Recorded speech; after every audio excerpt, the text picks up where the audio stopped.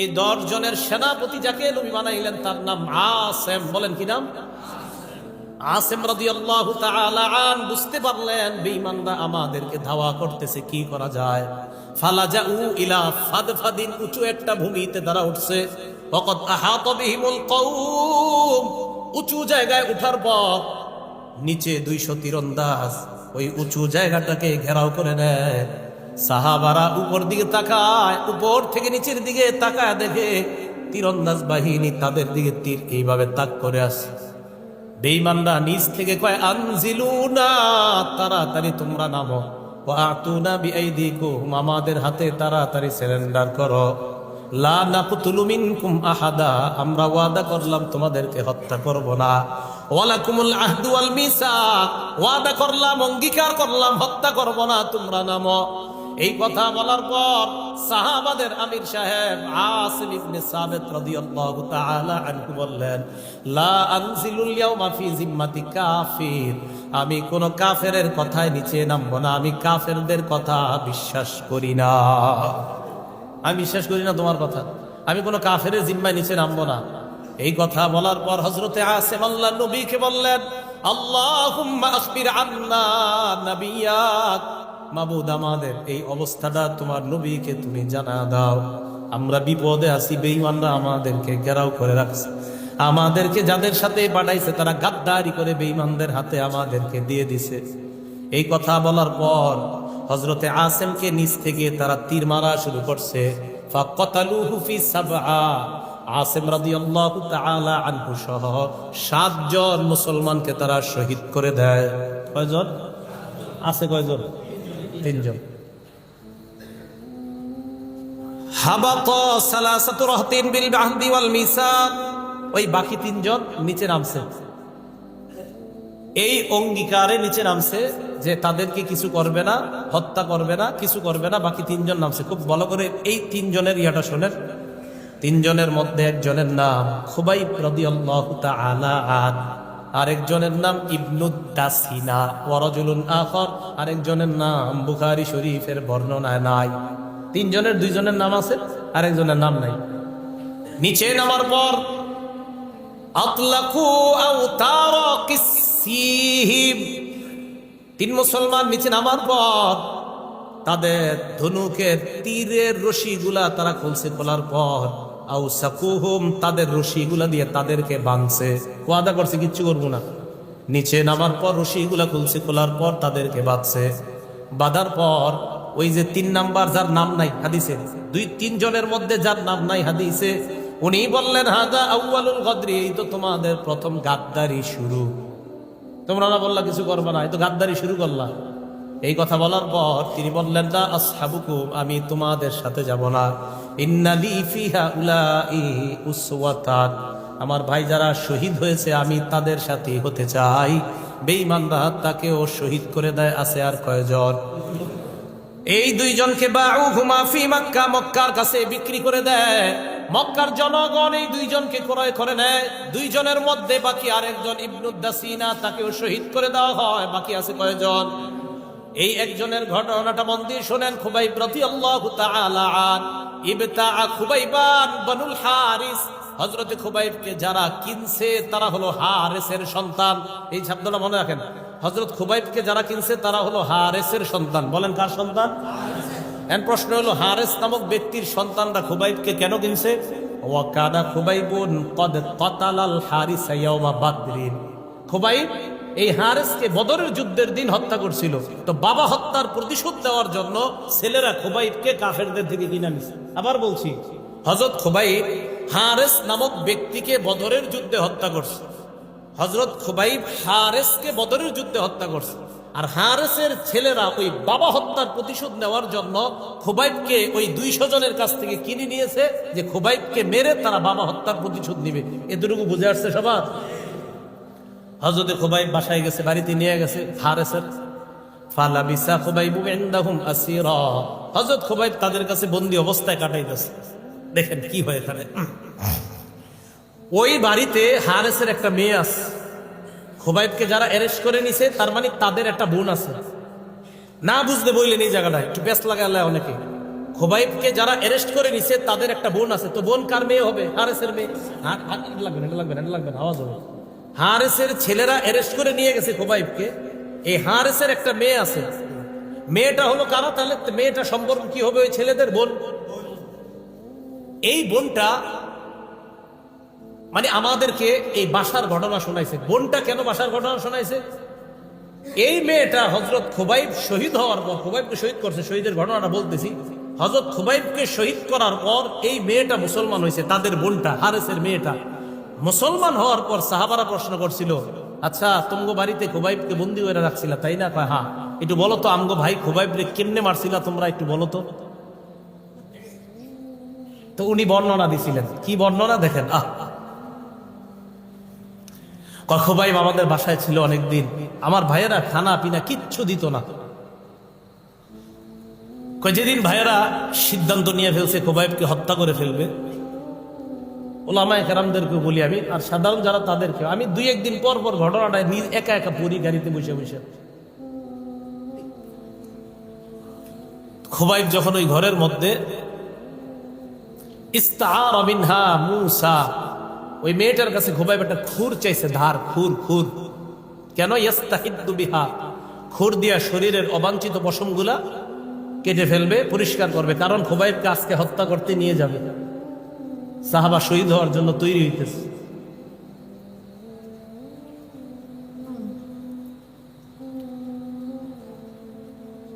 ওই মেয়েটা বলে, আমি তাকে খুর দেওয়ার পর আখাযা ইবনান লি, আমি হঠাৎ তাকায় দেখি আমার ছেলেটা খুবাইবের কোলে। ও আনা গাফিলা হিনা আতা, আমার অসতর্কতা বশত আমার ছেলেটা খুবাইবের কাছে গেছে। ওয়াল মূসা বিয়াদিহি, খুর খুবাইবের হাতে। আমি ভয় পেয়ে গেছি, ফাজিআতু ফাজআ, আমি ভয় পেয়ে গেলাম। ইন্না লিল্লাহ, তার হাতে খুর, আবার আমার ছেলে তার কোলের মধ্যে বসা। খুবাইব আমার চেহারার দিকে তাকায়া আরাফাহা ফি ওয়াজহি, বুঝতে পারছে আমি ভয় পেয়ে গেছি। খুবাইব কয় তাখশাইনা আন আকতুলা, তুমি কি ভয় পাচ্ছ আমি তোমার সন্তানকে হত্যা করব? লাম আকুন আফআল যালিক, আমরা মুসলমান কখনো কারো দুর্বলতায় আঘাত করি না আমরা, তুমি ভয় পাওয়ার কিছু নাই। খুবাইবকে বাইর করে নিয়ে গেছে। নিয়ে যাওয়ার পর আশেপাশের লোকজন যাদের সব জড়ো করে নিয়ে যাইতেছে, সব বেঈমানরা যাইতেছে তামাশা দেখবে, যে একটা মুসলমানকে হত্যা করা হবে, এটা সবাই দেখবে। আমি মাঝে মাঝে চিন্তা করি, ওনারে যখন হাঁটায় নিয়ে গেছে কেমন লাগছে ওনার। নবীর একজন সাহাবা, সবার সামনে একটা মুসলমান আর পিছনে সব বেঈমান। এক জায়গায় নিচে নেওয়ার পর সেখানে শুল বানাইছে, শুলিবিদ্ধ করে তাকে হত্যা করবে।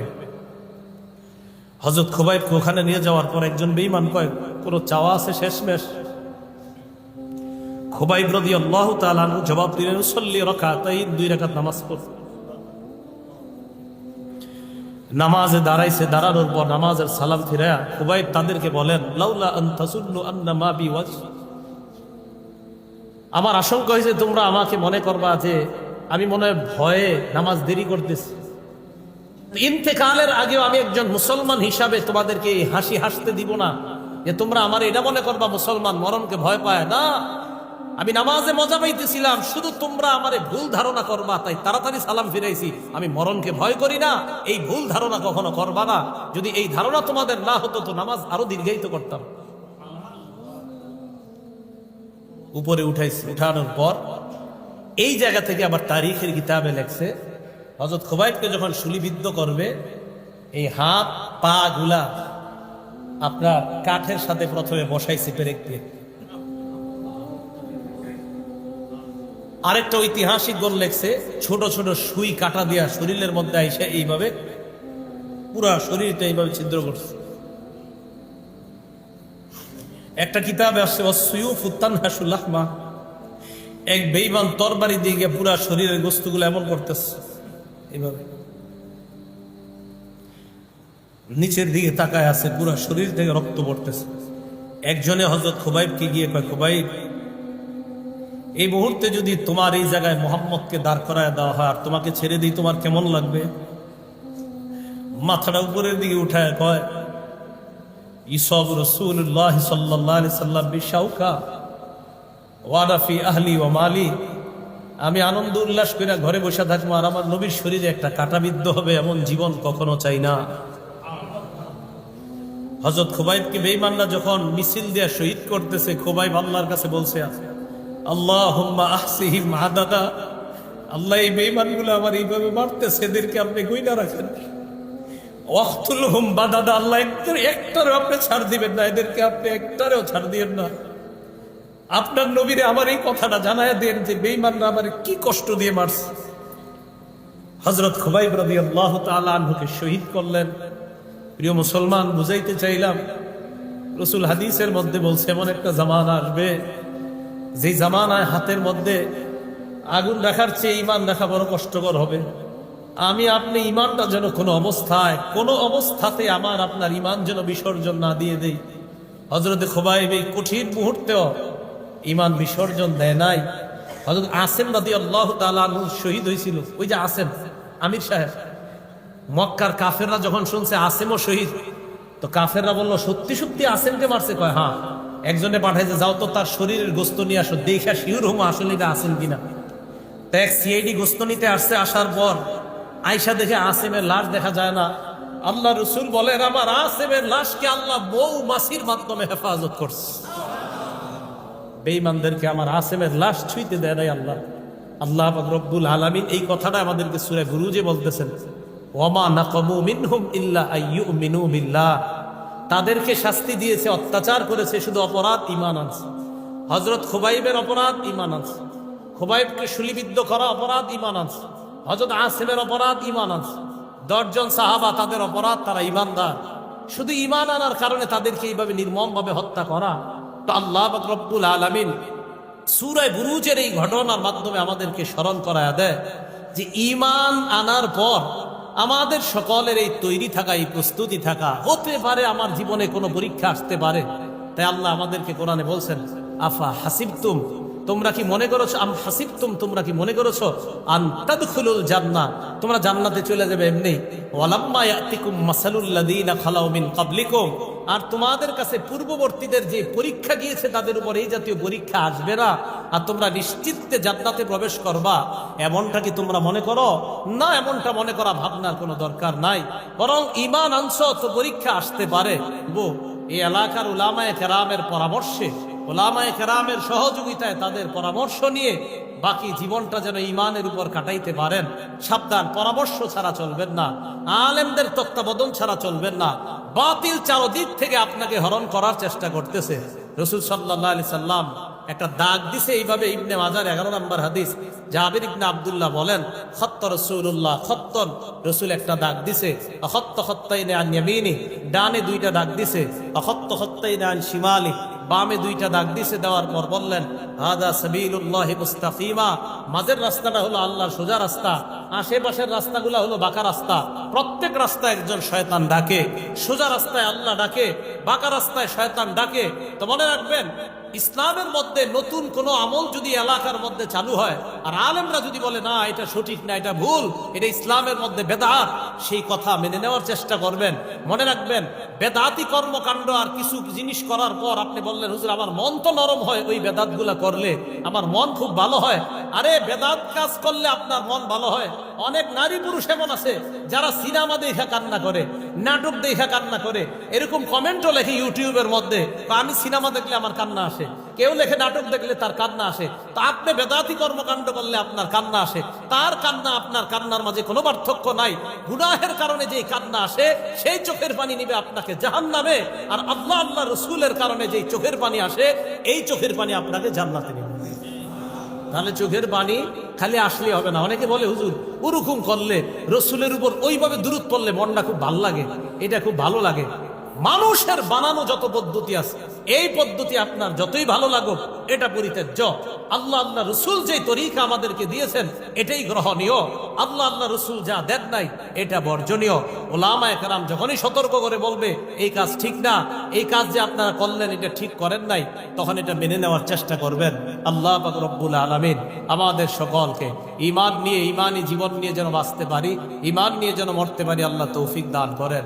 আমিন ওয়া আখির দাওয়ানা আলহামদুলিল্লাহি রাব্বিল আলামিন।